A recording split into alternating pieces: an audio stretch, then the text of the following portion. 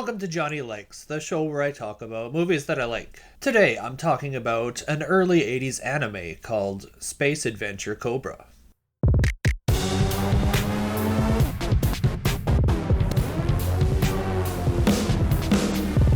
You tell him, Johnny! You tell the world!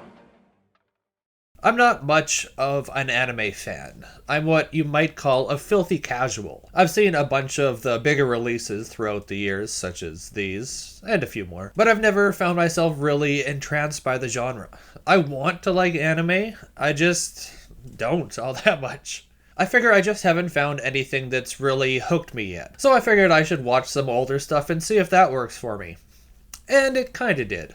The story, in a nutshell for this. Bounty hunters named Cobra and Jane Flower, in a futuristic intergalactic setting, are trying to stop the big bad guy, Crystal Bowie, from destroying the galaxy. Nothing groundbreaking or original story-wise, but it was fine and enjoyable. I liked the animation in this. It was crude by today's standards, but it had a certain low-budget charm to it for me. It reminded me of stuff like the Transformers mixed with Interstellar 5555. It's a style that I like, and it seemed immediately familiar to me. There's a fair amount of psychedelic imagery in this, which I wasn't expecting, but it was not entirely unwelcome. It felt like a holdover from the 1970s, but it worked with the overall style and tone of the film. There was full frontal nudity in this, which you don't see too much in North American cartoons, but as I understand it, isn't all that uncommon in anime. It was the anatomically vague style of nudity, where stuff like female nipples are star pasties, and the crotch region is just a straight-up mystery Barbie doll looking thing. It's like the animators themselves had never seen a real live naked woman before. And I know Japan has a thing about realistic depictions of the female form, but I couldn't help but chuckle a little bit, because it's kind of ridiculous. You can have somebody decapitate a monster, and then that decapitated head starts talking. That's fine. But you can't show a lady nipple? Society's allowance for explicit depictions of violence, but not sexuality, has always been an odd double standard for me. And it's by no means exclusively an anime thing. This was based on a manga, and was later turned into a TV show of the same name. The pacing of the story threw me for a bit of a loop. It felt super sped up when I thought it should be taking its time, and it felt very slowed down when I thought they should be getting on with it. Which kind of makes sense considering the possible depth of the source material. I've had the same pacing issue with other anime as well.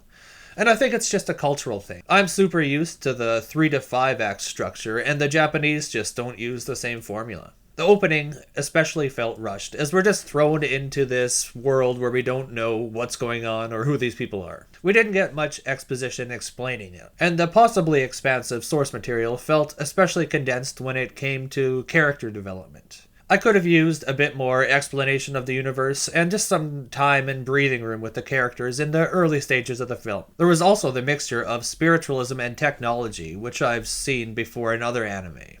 And it's something that I've always quite liked. You've got the one soul split over 3 bodies, and the space travel, and the biomechanics. All very cool stuff. I've seen it before in stuff like Final Fantasy, and it was put to very good use here. Overall, I did have fun with this, but it did lose me for a little bit about 2/3 of the way through the movie. And I thought that the female characters' really only purpose in life being to fall in love.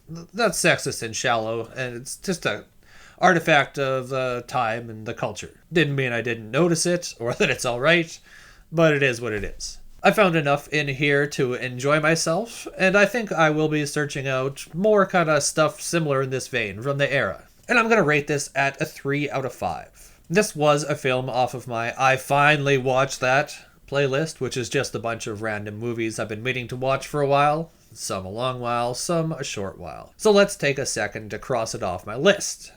And nice. I will be reviewing every one of these movies on the list, by the way, as I watch them.